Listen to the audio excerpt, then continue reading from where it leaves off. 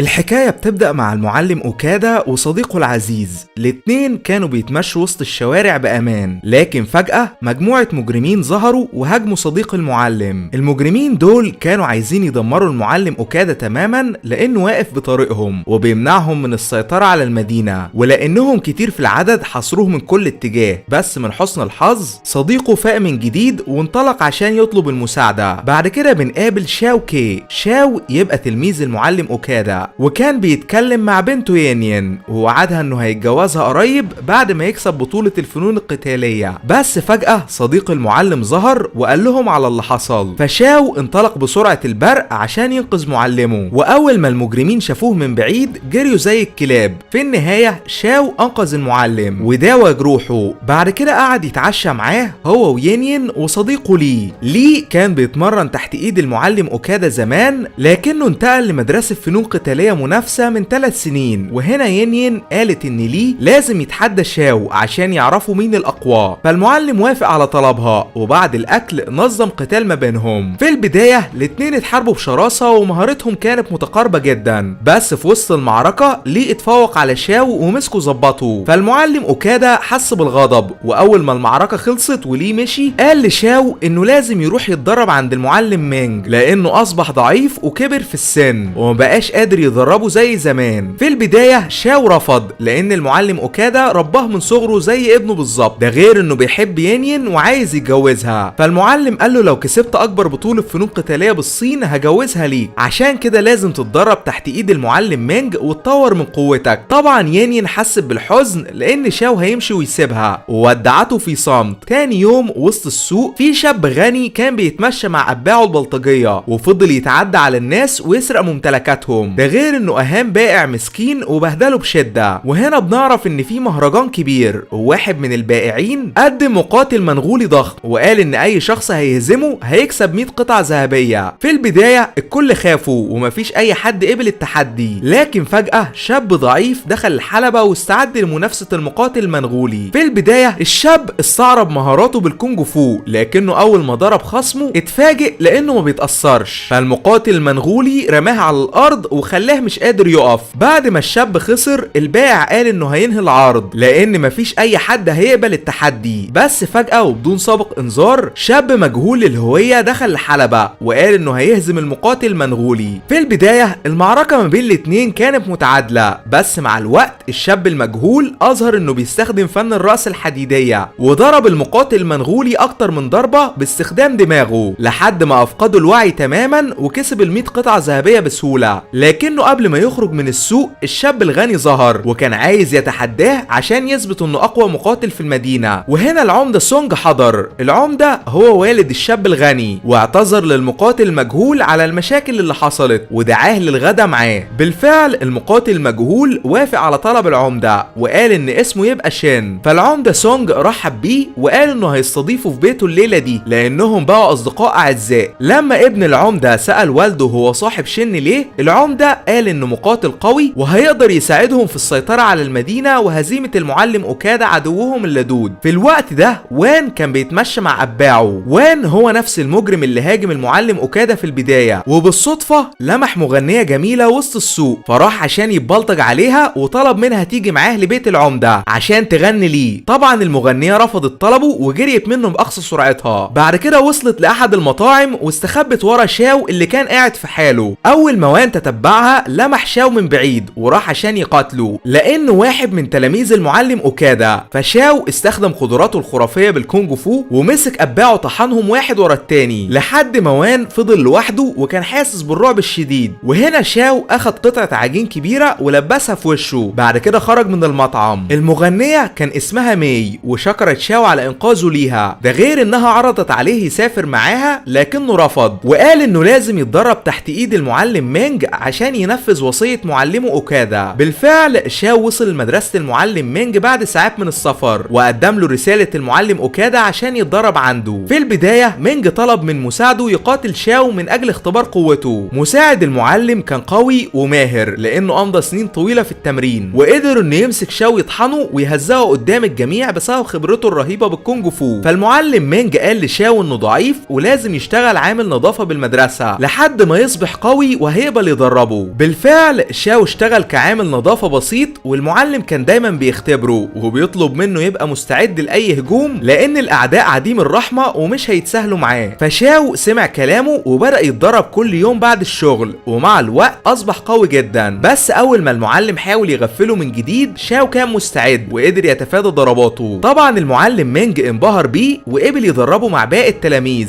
لأن قوته اتطورت بشدة. وهنا بنعرف إن وان الندل بيراقب شاو في الخفاء، وراح عشان يبلغ شن وابن العمدة، وقال لهم إن تلميذ المعلم اوكادا السابق أصبح قوي وممكن ينتقم منهم. ده غير إن شاو دخل المطعم اللي كانوا قاعدين فيه بالصدفة وراح عشان يشتري بعض المشروبات. وهنا شين استغل الفرصة وبدأ يشتم فيه ويهزقه عشان يتقاتل معاه، لكن شاو سيطر على أعصابه لأن المعلم مينج طلب منه ما يتخانقش مع أي حد، وخرج من المطعم بدون كلام. طبعا شين انفجر من الغضب، وبعد فترة قصيرة اقتحم مدرسة المعلم مينج وبدأ يطحن كل المقاتلين اللي وقفوا بطريقه. للأسف تلاميذ المعلم والمساعد الخاص بيه كانوا ضعفاء وما قدروش يتصدوا لشين وقوته الرهيبة، بس من حسن الحظ المعلم مينج ظهر ووقفوا عند حده. في البداية شين أعطاه 3 أيام عشان يقفل المدرسة الخاصة بيه ويخرج من المدينة، لكن المعلم رفض وبدأ بالقتال معاه. من الأول بتظهر قدرات المعلم مينج الخرافية بالفنون القتالية لأنه سيطر على شين بسهولة. فشين أظهر قوته الكاملة واستخدم فن الرأس الحديدية ووجه للمعلم ضربة وقعته على الأرض وخرج من المكان في صمت. طبعا شاو حس بالغضب من اللي حصل، لكن المعلم مينج طلب منه يسيطر على غضبه لأن شين أقوى منه وهيهزمه بسهولة. شاو فضل يتمشى مع نفسه وفكر في اللي حصل، لكنه فقد أعصابه وقرر ينتقم من شين مع إن المعلم طلب منه ما يقاتلش معاه. بالفعل شاو راح المطعم اللي شين وان وابن العمدة موجودين بيه وفضل يهزق في شين وغرقه بالنبيذ.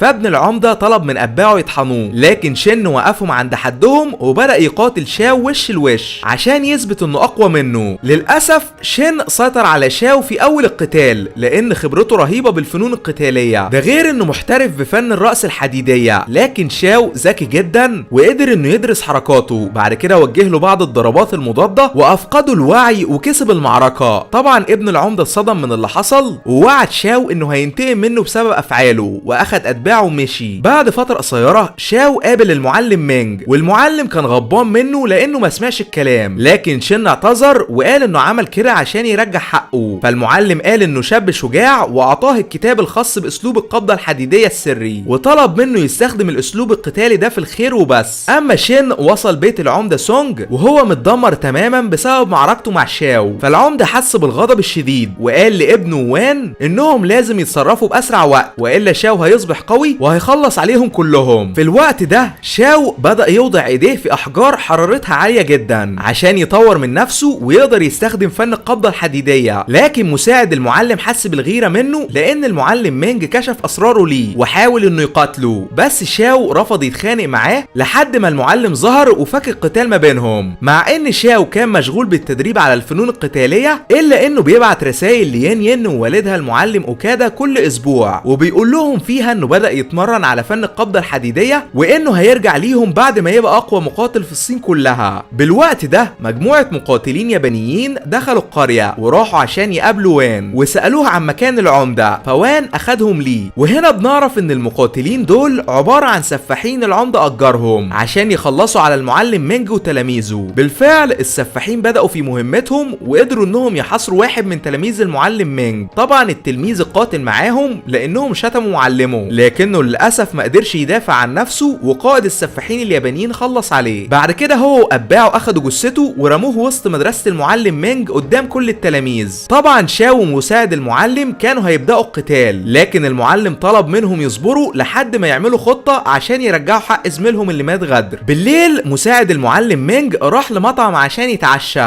وهناك مي كانت بتقدم عرض غنائي، لكنها بعد ما خلصت بنعرف ان هي ومساعد المعلم كانوا اصدقاء زمان، وسألته عن مكان شاو لانه انقذ حياتها قبل كده، لكن مساعد المعلم حس بالغيرة ورفض يرد عليها. ده غير انه قابل وان وابن العمدة بالصدفة لما كان خارج من المطعم ورفض يقاتلهم لان المعلم مينج طلب منه يسيطر على اعصابه لحد ما يعملوا خطة انتقام. بعد ما مساعد المعلم كمل بطريقه ابن العمدة وان ما سابهوش في حاله وحصروه وسط شوارع المدينة. فمساعد المعلم طلب منهم يقابل العمدة لان في حاجة مهمة عايز يعرفها ليه. للأسف مساعد المعلم كان حاسس بالغيرة من شاو، لان المعلم مينج اعطاه اسرار فن القبضة الحديدية، وقال للعمدة انه هيبعت رسالة مزيفة لشاو وهيستدرجه للغابة عشان يخلص عليه هو واتباعه. فالعمدة وابنه وافقوا على الخطة الخبيثة دي. بالفعل تاني يوم شاو وصلته رسالة من مساعد المعلم بيطلب منه انه يقابله وسط الغابة، ولانه بيثق فيه انطلق باقصى سرعته، لكنه اتفاجئ بعشرات المقاتلين وهم بيحاصروه من كل اتجاه. ده غير ان السفاحين اليابانيين هم كمان نزلوا فيه تحت. للاسف شاو قاتل بكل ما عنده، لكنه ما قدرش يدافع عن نفسه لان اعدائه كانوا اكتر منه في العدد، وقدروا انهم يربطوه في شجرة ضخمة. وابن العمدة امرهم يكسروا ايديه عشان ما يتعلمش فن القبضة الحديدية ويبقى شاب ضعيف ملهوش لازمة. في النهاية شاو خسر المعركة واترمى في الارض بسبب اصابته الشديدة، لكن من حسن الحظ مي هي واصدقائها لمحوه من بعيد وهما بيعدوا بجانب الغابة واخدوه عشان يداووا جروحه. بالفعل شاو اتعالج وفاق من الغيبوبة، بس الدكتور قال انه مش هيقدر يتعلم الفنون القتالية تاني لان ايديه اصبحت ضعيفة، عشان كده حس بالغضب وما كانش عارف يتصرف ازاي. فمي هدته وطلبت منه يتحمل الوجع ويستمر في التمرين لانه قوي ويقدر يرجع من جديد. في الوقت ده المعلم مينج سأل عن مكان شاو لان بقاله اسبوع ما ظهرش في المدرسة. فمساعد المعلم الندل قال انه هربان وعايش مع مغنية اسمها مي عشان يخلي المعلم مينج يكره شاو بدون سبب. بالليل مساعد المعلم الندل قابل مي وطلب منها تعرفه مكان شاو، لكنها رفضت طلبه وهربت. بعد كده وصلت العلاج لشاو وبدأت تداوي جروحه. مي اعترفت لشاو انها بتحبه وعايزة تتجوزه، لكنه رفض طلبها لما افتكر ين ين بنت المعلم اوكادا. وهنا ليه صديقه القديم ظهر وطلب منه يرجع المدرسة عشان يكمل تدريب على فن القبضة الحديدية. في البداية شاو رفض بسبب اصابة ايديه، فليه حفزه عشان ينتقم من العمدة وابنه بسبب اللي عملوه. في النهاية شاو وافق على طلب ليه، ومي ودعته في حزن شديد. بالوقت ده المعلم اوكادا كان بيتمرن في المدرسة الخاصة بيه، لكن فجأة السفاحين اليابانيين ظهروا مع ابن العمدة واستغلوا انه موجود لوحده عشان يخلصوا عليه لانه واحد من اعدائهم اللدودين. للاسف الاندال غفلوا المعلم اوكادا وسيطروا عليه بالقتال لان سنه اصبح كبير وما كانش قادر يدافع عن نفسه. ده غير انه اتصاب في ايديه من سيوف الكتانة، وكل السفاحين اليابانيين طعنوه بدون رحمة لحد ما فقد حياته. بعد فترة قصيرة ين ين رجعت المدرسة وفضلت تعيط على والدها اللي اتقتل غدر. اما شاو بدأ التمرين من جديد بالرغم من اصابته، لكنه حس باليأس لانه اصبح ضعيف ومش قادر يقاتل. فالمعلم مينج وصديقه ليه حفزوه وفكروا انه لازم ينتقم من العمدة وابنه بسبب افعالهم. وهنا شاو اتحمل الألم واستجمع قوته عشان يتعلم فن القبضة الحديدية المميت. وفي يوم من الايام مساعد المعلم قاتل ليه وش الوش وقدر انه يكسبه. بعد كده اتحدى شاو الفائز بالقتال ده كان هيدخل اكبر بطولة فنون قتالية بالصين عشان يثبت انه المقاتل الاقوى. ومع ان شاو لسه راجع من الاصابة قدر انه يكسب مساعد المعلم وتأهل للبطولة بسهولة. طبعا مساعد المعلم الخاين بلغ العمدة وابنه باللي حصل وقال لهم ان شاو هيدخل البطولة وممكن يهزمهم. فالعمدة قال له انت مالكش لازمة بالنسبة لي لانك فشلت في مهمتك، وامر السفاحين اليابانيين يخلصوا عليه. للاسف مساعد المعلم اتمسك الطحن من السفاحين اليابانيين واصابوه باستخدام سيوف الكتانة الخاصة بيهم. حتى ابن العمدة انتظر الفرصة المناسبة وضربوا في عينيه افقدوا البصر. اما شين حس بالصدمة وعرف ان العمدة وابنه غدارين وملهمش امان لانهم رموا مساعد المعلم مينج في الشارع زي الكلب. تاني يوم الصبح شاو انطلق عشان يدخل البطولة، لكن فجأة شن ظهر وحذره ان السفاحين اليابانيين عاملين له كمين واعطاه خنجرين عشان يدافع عن نفسه. طبعا شاو اتفاجئ وما كانش يعرف هو بيساعده ليه. فشين قال ان العمدة وابنه اشرار ولازم يقفوا عند حدهم والا هيدمروا المدينة. بالفعل شاو كمل بطريقه، واول ما السفاحين حاولوا يغفلوه كان مستعد للقتال وتصدى لهم بشراسة ملهاش مثيل. ده غير انه قدر يخلص على 2 منهم وبدأ في تحدي قائدهم. بس من حسن الحظ شين رجع من جديد وقال لشاو ينطلق للمدينة عشان يدخل بطولة الفنون القتالية وهو هيعطل قائد السفاحين. في الوقت ده البطولة بدأت وابن العمدة خلص على كل منافسيه. حتى المعلم مينج حس بالقلق لان شاو اتأخر. ده غير ان بعد فترة قصيرة مباراة شاو بدأت اخيرا، والحكم كان هيخرجه من البطولة لانه لسه ما وصلش. بس من حسن الحظ شاو جري باقصى سرعته ولحق المباراة على اخر لحظة. فالعمدة حس بالغضب والمعلم مينج فرح بشدة. من الاول شاو دمر كل اللي بطريقه وهزمهم بسهولة لحد ما تأهل للمباراة النهائية ضد ابن العمدة. في البداية المعركة ما بينهم كانت متعادلة لان قوتهم متقاربة، بس بس شاو استخدم فن القبضة الحديدية ومسك ابن العمدة طحنه ومسح بيه الارض لحد ما كسب القتال وفاز بالبطولة. وهنا العمدة الغدار استغل ان الجميع بيحتفلوا بالفوز وغفل المعلم مينج وطعنه بالسكين. طبعا اول ما شاو لاحظ اللي بيحصل جري عشان ينقذه لكن بدون فايدة. حتى ين ين هي كمان ظهرت وقالت ليه ان السفاحين اليابانيين قتلوا والدها المعلم اوكادا، فشاو وعد نفسه انه لازم ينتقم. في الوقت ده العمدة وابنه رجعوا البيت واتفاجئوا ان غرفتهم مظلمة، وهنا مساعد المعلم ضرب ابن العمدة في عينيه وافقده البصر عشان ينتقم منه. ده غير ان مي المغنية كانت بتساعده. ولما العمدة حاول يقتل مساعد المعلم مينج ضرب ابنه بالغلط وخلص عليه لان الدنيا مظلمة، فحس بالغضب وطارد مساعد المعلم ومي لحد ما انهى حياتهم. لكن فجأة شاو ظهر عشان ينتقم منه، فالعمدة انتحر لانه قتل ابنه بايديه وكان حاسس بحزن شديد. لما شاو كان راجع لمدرسة المعلم مينج مع ين ين وصديقه ليه اتفاجئ بقائد السفاحين اليابانيين وعرف انه هزم شين، فتحداه لقتال لانه قتل المعلم اوكادا. قائد السفاحين ماهر باستخدام سيف الكاتانا واصاب شاو بشدة، لكن شاو استجمع قوته واظهر فن القبضة الحديدية المميت وخلص عليه بضربة واحدة بس. وبكده شاو انتقم للمعلمين مينج واوكادا لانهم ماتوا غدر وانقذ المدينة من شر العمدة وابنه. وده كان ملخص الفيلم. اشترك عشان توصلك اقوى الملخصات كل يوم، واشوفكم عما قريب باذن الله.